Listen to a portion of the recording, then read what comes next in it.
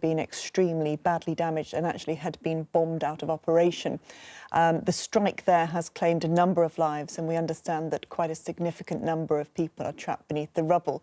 Now, although that hospital was out of operation, some staff were working around there to try and retrieve the goods, the medical supplies that were within it, in the hope of being able to use them in other medical facilities. And there were also building and maintenance workers who were attempting to see whether or not there was anything that could be salvaged and whether or not there was any hope of getting this building back to some form of functioning use. But clearly now another strike has meant that that is not going to be the case, and we're waiting to hear what the final figures are for the numbers that have been killed or injured there in the course of the day. And as I mentioned, Aleppo was one of Syria's most beautiful cities, and I think we can have a look at pictures now of what the city used to be like and the situation now. But we've had 11 days of heavy bombing. What exactly is this all building towards?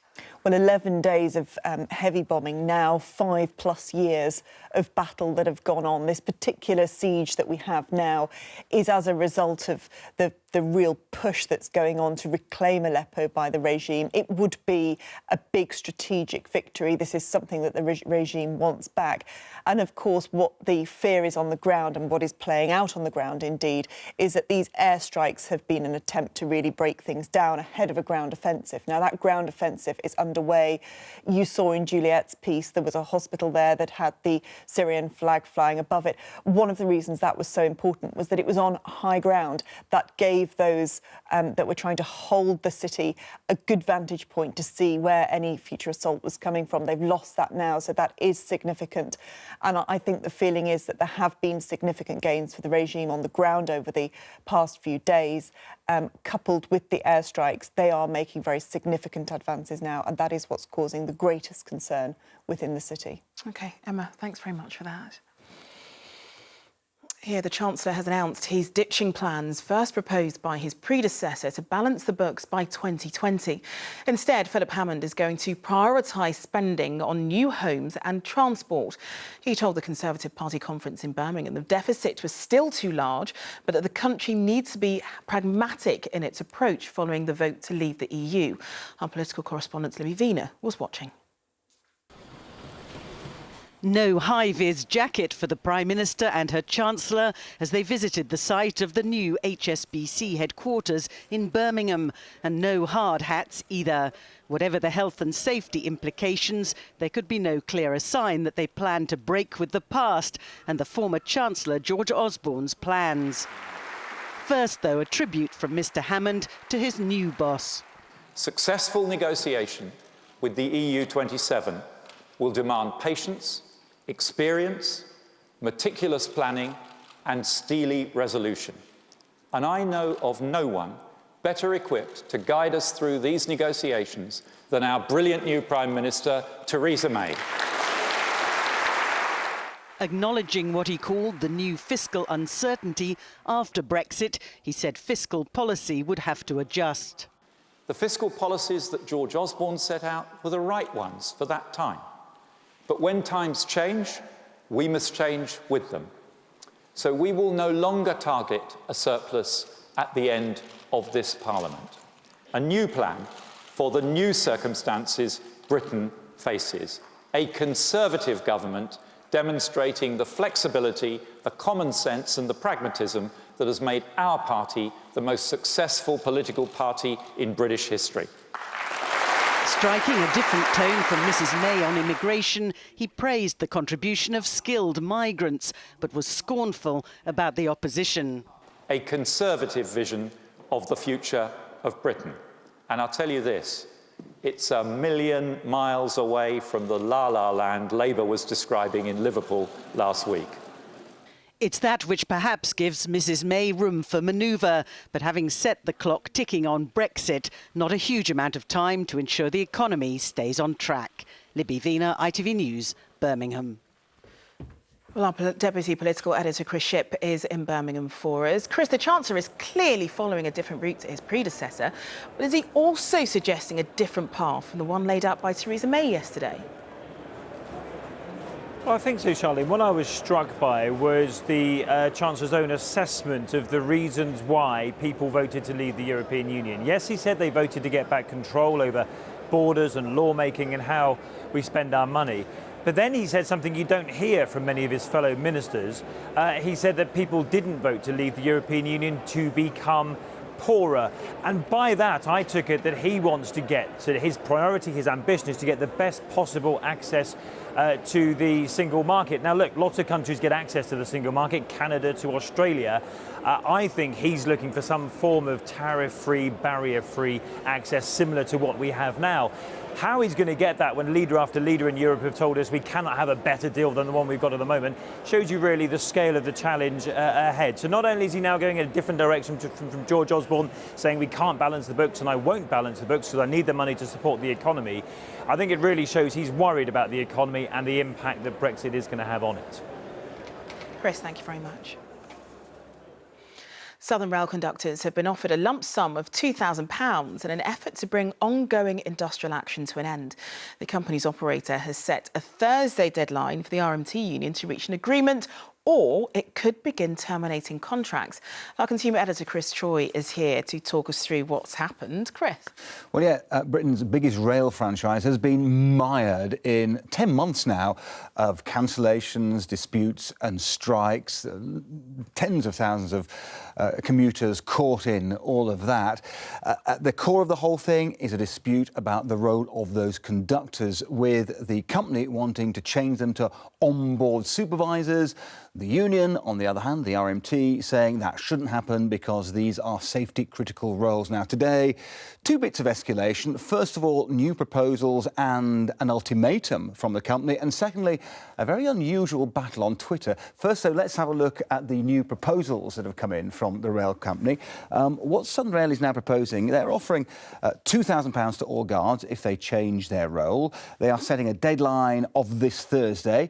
They say they will issue notices then for the termination of the existing guard contracts. Meanwhile, the union has already called 14 days of strike starting on October the 11th. Well, the union has already given a pretty quick response to all of that, saying they think this new money is little more than a bribe. Here's Mick Lynch from the RMT. We're not prepared to consider selling jobs or selling the safety conditions of the railway for £2,000. That's just an out-and-out bribe, and it's not really a part of our view of safety on the railway. This is a dispute purely about safety, not about money. What about the social media backlash that you mentioned briefly? Really interesting and quite unusual. What's happened is that the rail company chose the peak rush hour to launch this campaign. Let me show you what they were tweeting. They're trying to get passengers to tweet the RMT. They say, time to get back on track, tweet the RMT and tell them how the rail strikes make you feel. They expected a big backlash against the union, but in many cases they got stuff like this, with passengers saying to the company, you brought this on yourselves. We, your customers, are suffering. Let's be radical, employ more staff. So once again, in this miserable dispute, no clear winners today. OK, Chris, thanks very much. Still to come. Carrying on the legacy, the mother of Stephen Sutton on her mountainous challenge in her late son's memory. And All Rise, the acting world stands as one to celebrate the Monty Python star Terry Jones. The reality TV star Kim Kardashian has flown out of France just hours after being tied up and robbed at gunpoint in her Paris apartment. Several £1 million worth of jewellery was taken by 5 masked men during the raid, which happened in the early hours of this morning. From Paris, Richard Pallo has the latest. Her life, one deliberately spent in the public eye, means the cameras never stop. And Kim Kardashian had used this apartment in Paris as a way to find privacy. But last night it was invaded at one of the city's most exclusive addresses. Gunmen dressed as police officers arrived in the early hours and tied her up in the bathroom while they stole £8 million of jewellery. She'd been staying in the French capital without her husband, the rapper Kanye West. Last night he abandoned his concert in New York as soon as he'd heard what had happened. I'm sorry, there's a family emergency. I have to stop the show. Kim Kardashian made her fame through this reality TV show. As soon as I get on that Grammy red carpet. Her wealth is clear to see on social media. This may have been some of the jewellery the robbers were targeting. including an engagement ring worth £4 million. She'd been in Paris for the city's Fashion Week, where fellow stars expressed their shock. Important is that she's okay. I'm surprised that it could happen in Paris. Yeah, strange. Police are looking for 5 suspects, 2 of whom forced their way into the property. They were led there by the concierge, who they'd handcuffed and forced to do so at knife point. Kim Kardashian's children are not believed to have been with her during the attack. She is said to be badly shaken, but physically unharmed. And she has already left France on a private plane, her head covered in a black scarf, understandably for once, avoiding the cameras. Richard Pallo, ITV News, Paris. The mother of teenager Stephen Sutton is setting off to climb Mount Kilimanjaro to continue the legacy which saw her son raise millions for charity in his final days. The 19-year-old made a huge impact through his fundraising in the time leading up to his death 2 years ago, raising millions of pounds. Now his mother Jane is climbing Mount Kilimanjaro as a way of continuing his legacy. Nick Wallace explains. With a training regime which has seen her trekking to the summit of various peaks near her home in Derbyshire, Jane Sutton feels ready for the challenge of her life. Kilimanjaro, a 6-day climb to a mountaintop nearly 6,000 metres above sea level. I'm really determined. I mean, that's all I've been saying to people. I'm determined to do it. I'm motivated to do it. Hopefully I'm fit enough to do it. And the only thing that could possibly stop me is if I'm told by a medic that I have to descend because of altitude sickness. Since Stephen died, Jane has attempted to live her life by his philosophy, squeezing as much as possible out of every second of the day and raising as much cash as she can for the Teenage Cancer Trust. They want to raise £80 million, which obviously is, it's a vast amount. So what Stephen's story has done is just put Teenage Cancer Trust on the map. It's made so many people aware of the charity. And it's just raised their profile. On finding out his cancer was terminal, Stephen wrote a bucket list of things he wanted to achieve. Through meeting the Prime Minister, bonding with an elephant, going crowd surfing in a rubber dinghy and playing the drums at Wembley, Stephen touched thousands of hearts and raised £3 million. His mum has helped nearly double that figure, sometimes following directly in Stephen's footsteps. Just for him to see me doing things like that, hopefully he'd be very, very proud of me. I mean, for Kilimanjaro, I think he'd just think it was, absolutely awesome, as he used to say. And I'd definitely get the big smile and the thumbs up for that. Jane Sutton leaves for Africa tonight and hopes to reach the summit of Kilimanjaro on Sunday. With every step she takes, the memory of her son and his inspirational legacy will be pushing her on. Nick Wallace, ITV News. And you can read more about Stephen Sutton's story and the fundraising his mother is continuing to do for his charity on our website at itv.com/news. Women in Poland have gone on strike in protests against proposals for a total ban on abortion. The new law, if passed, would see women found to have had abortions being punished with a 5-year prison sentence. Women who oppose the plans are staying away from work and school and refusing to do domestic chores. Here, police investigating the disappearance of an RAF serviceman are examining a bin lorry. Corey McKeague, who's been missing for more than a week, was last seen in Bury St Edmunds in Suffolk. Officers don't believe the 23-year-old was in the lorry, but say his phone may have been lost or discarded. World heavyweight champion Tyson Fury has announced his retirement from boxing. The 28-year-old had already withdrawn from a rematch with Ukrainian Vladimir Klitschko, scheduled for the end of this month because of reported mental health issues. And the interim England manager Gareth Southgate says he's prepared for the extra scrutiny that comes with the role. The new boss has been giving his first press conference following the departure of Sam Allardyce. But Southgate wouldn't be drawn on whether he's interested in taking on the position permanently. And finally, it was an accolade designed for a great actor, but it was that act of collecting the award that caught the eye. The Monty Python star Terry Jones received a special BAFTA award in Cardiff last night. It was the first time he'd appeared in public since revealing he has dementia. His son broke down in tears as he helped his father accept the accolade. Sharon Thomas has the story.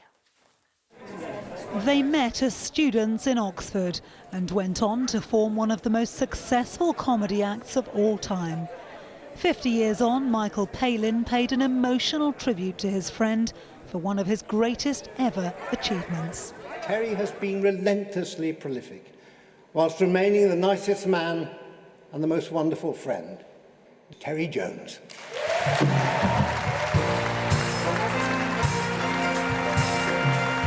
A standing ovation for the Welsh actor and film director. Terry Jones was helped to the stage in Cardiff by his son. The 74-year-old announced last month he has dementia. Up and down. We'd just like to say thank you for everyone. I know it's a great honour for Dad to win this award, and just struggles we're having at the moment. It's a bit hard, but we're so proud of you. Thank you.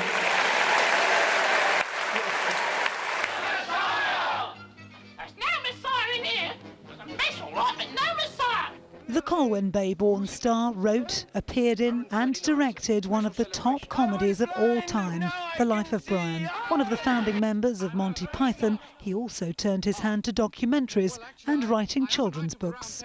I think he should have got an award long ago. Apart from being hysterically funny and writing good jokes, he's also, medieval historian respected by academics. He's done lots of documentaries. The outstanding contribution to television and film award is BAFTA Cymru's highest accolade, befitting of a man born in Wales, brought up in Surrey and hugely popular across the world.